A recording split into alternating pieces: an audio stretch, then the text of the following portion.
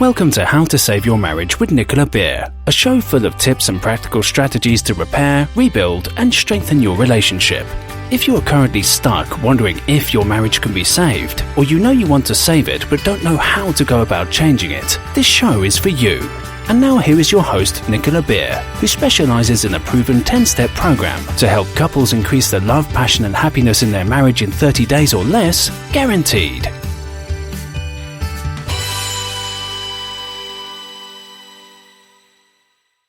Hi, this is Nicola Beer, and I'm so pleased that you're here listening to this episode because we're talking about love. Why is loving and being loved important? Why are healthy relationships important? What makes a healthy relationship? And some studies that I'm going to share with you that have proven that healthy relationships and happy relationships are good for us. So that's what we're going to be covering today. Before we get into that, I just want to say a huge thank you to all of the people that have left a rating and review. I really appreciate it. It really spurs me on, makes me want to create more and more podcasts. And I know that people are listening. Otherwise, I don't know that people are listening. And thank you also for people who have emailed me, given me some topics that they're interested in or some problems that they're going through and they would love some topics on in their relationships. I would love to do that. So I'm scheduling them all in. And to all of you out there, just for listening, just want to say a huge thank you. Whether you're a nighttime listener or you listen when you're driving or listen while you're working out or whatever you're doing, it's a real honour to be able to share my passion and my purpose in life with you, and I couldn't do it without you. So huge thanks. I really am so grateful. So loving and being loved, why is it important? Well, we all know that there's no such thing as a perfect relationship. But yet, I believe that there's no harm in striving to make our relationships be the best they can be. And so it's really about seeking progress, not perfection, when it comes to our relationships. And that's relationships in our family, that's relationships in our workplace, that's relationships in our romantic life. Because we all want to be loved. We all want to feel valued and appreciated at the end of the day. Relationships, when they are supportive to our health and dreams, bring an enormous amount of joy. And when they're in trouble, suffering from betrayal or lack of trust, abuse, they can cause a tremendous amount of strain, of sleepless nights, of pain. Studies have shown that people who have healthy relationships have less stress. For 75 years, researchers at Harvard studied the same 600 people throughout their entire lifetime to see what determines a long, happy life. It's known as the Grant and Gulick studies, or the Harvard Study of Adult Development. And they're some of the longest running examinations in the overall health and happiness field. Most of the participants now are in their 80s and 90s. And researchers have found some definite patterns that the happiest and healthiest people had in common. It turns out that those who lived longer and were happier all had lots of high quality relationships with other people. Close, high quality relationships. So actually it wasn't about the amount of relationships that they had, but it was the fact that these people had really close, high quality relationships. Dr. George Vaillant, who headed the Grant study for 42 years, found that those with negative personal relationships or no personal relationships all died sooner. And Dr. Wallinger said that relationships are super important. They are right up there alongside not smoking, exercise, diet, not abusing drugs. Crazy when you think about it. Just how important relationships are in our lives. The most obvious message that we get from this is that love keeps us happier and healthier. Love is the most significant predictor of your happiness and fulfillment overall in your life.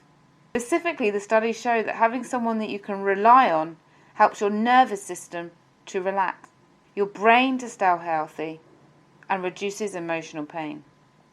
Knowing all of this is a wonder why some people choose to stay in toxic, unhealthy, or loveless relationships. Sometimes people stay in toxic relationships because it looks good to the outside world that they're married, or that they're in a relationship, or that they're having a relationship with their mum or their father, even if that relationship is causing them a huge amount of turmoil, or because they're unsure of what life would be like without that person, and the uncertainty and the fear of the unknown keeps them stuck. Some stay in toxic relationships because they have a lack of self-love to stand up for themselves and ask what they truly deserve. Deep in their hearts, they may experience loneliness and long to have love, but don't believe they deserve it. These are the people that I love to help. I love to help people who are feeling stressed and lonely and empty in their relationships to turn it around. I love to help people who feel stuck, to support them to become unstuck. Because having struggled myself for many years, I know how life-changing it can be when we start to love ourselves and put ourselves first in relationships with others, and not putting ourselves as second best all the time. Loving relationships encourage individuality, and they provide personal room for growth. So if you're not in a loving relationship right now, be it with a family member or a lover, are you ready to change that? It all starts with you. The key to having a loving relationship is to first decide that this is what you want, and then focus on it. And the second is to love yourself. When you love yourself and you are in the energy of love, and when you are being loving energy, you're going to attract love to you. You attract loving energy back to you from other people and from the universe itself. Move on. So I wanted to take some time just to go over what makes a relationship healthy and happy, because I often get asked my opinion on whether I think a relationship is healthy or not, or whether a mother, a father, a partner, a sibling, a teenager is acting acceptably or not. People will come to me and they'll say, do you think this behaviour is controlling? Do you think my husband or my brother is a narcissist? Do you think that they have anger issues? And they want to understand, is the relationship toxic or not? And I share with those that I support. My opinion on this isn't really going to help you, because it's subjective to me.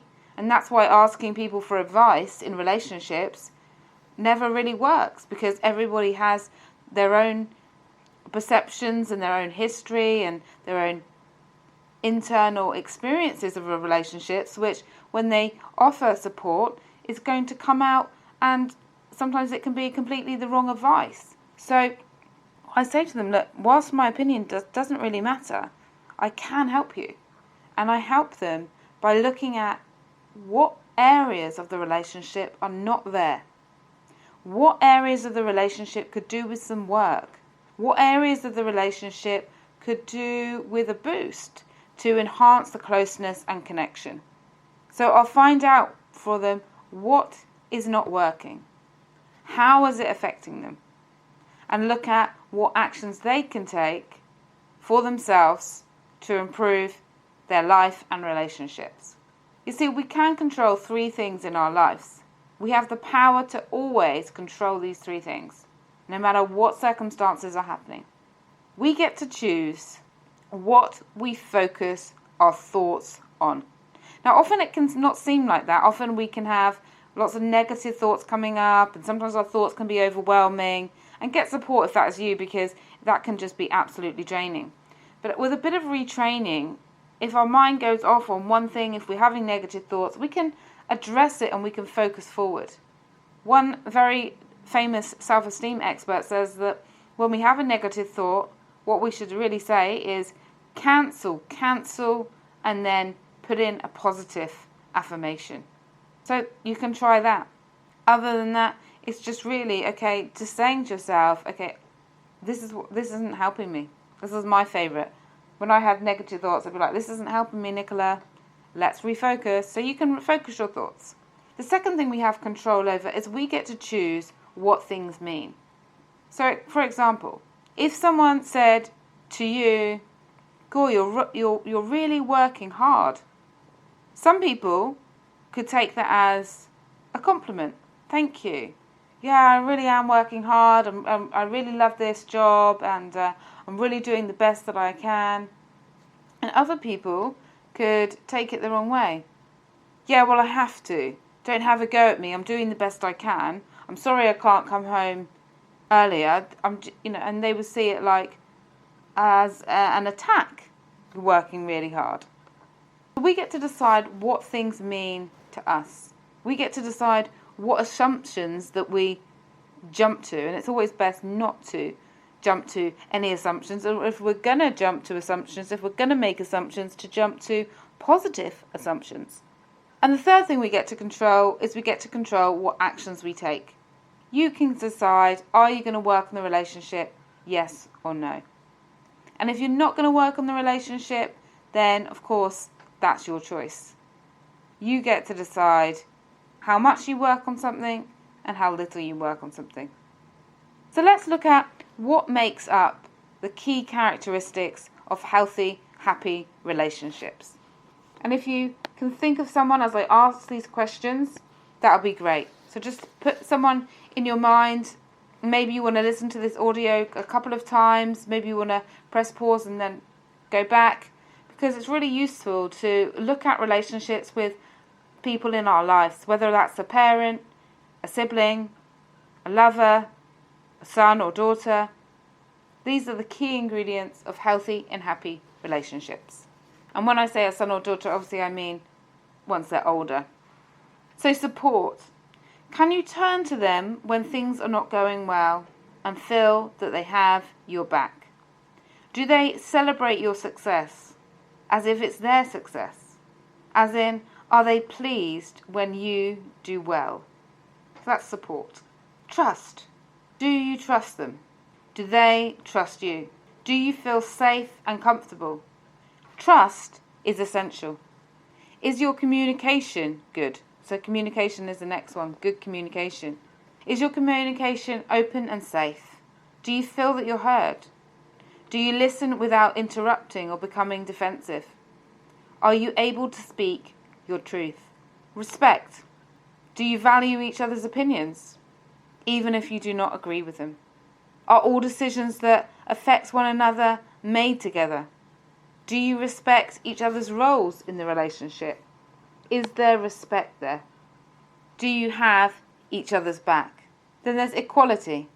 Are you taking responsibility for your own behaviour and happiness? Can you let go of the need to be right? Do you treat them how you want to be treated? Is equality both affirmed and celebrated in the relationship? And then there's commitment. It's essential to be committed to our relationships. And how do we show commitment? Creating time. Creating time for your relationships is important. Being there when they need you most is a great way to show commitment. Are you committed to the family? Are you committed to family time? Are you committed to that person? The next thing is attention. We all want to be seen and noticed. It's an act of love to give attention. And this means being truly present in each other's company, rather than lost in social media, the TV and video games. Do you feel seen? And do you make sure that they are valued and seen? Then there's love. Do you love them the way they are? Can you love and accept them fully? Do you love yourself enough to pull away or stand up for yourself when you feel compromised? And then there's compassion. Compassion, I believe, is more important than love. When you have compassion for someone, you can forgive them easily. And when you have compassion for yourself, you can move on from your mistakes. When we have compassion for others, we can free ourselves from resentment and unmet expectations. Do you view yourself and decisions with compassion? Do you have compassion in the relationship. And then this, last but not least, affection. And affection is a symbol of care and protection. So obviously affection in romantic relationships is going to be different to affection in another relationship. But affection is essentially, do I show I care for you? So affection can be physical touching, holding hands, hugging. It can also be non-physical, supportive messages, emails saying I love you, I care about you, are you okay, how are you feeling, how are you doing, I'm thinking of you. It can be words of appreciation. It's anything that shows I'm going to care for you and I'm going to protect you and you're on my mind. Affection really is kindness and touch. So I hope this has been useful for you today. I hope you found something interesting or something beneficial to listen to. Thank you so much for being here. From my heart to yours, have a wonderful week ahead. Thank you for listening to How to Save Your Marriage with Nicola Beer. To book your free Save My Marriage consultation, please visit www.saveMyMarriageprogram.com/consult. And if you've enjoyed this episode, Nicola would really appreciate it if you could leave a rating and review on whatever app you're listening through, so the show stays visible, allowing more people to get the support they need to increase their love, passion, and happiness.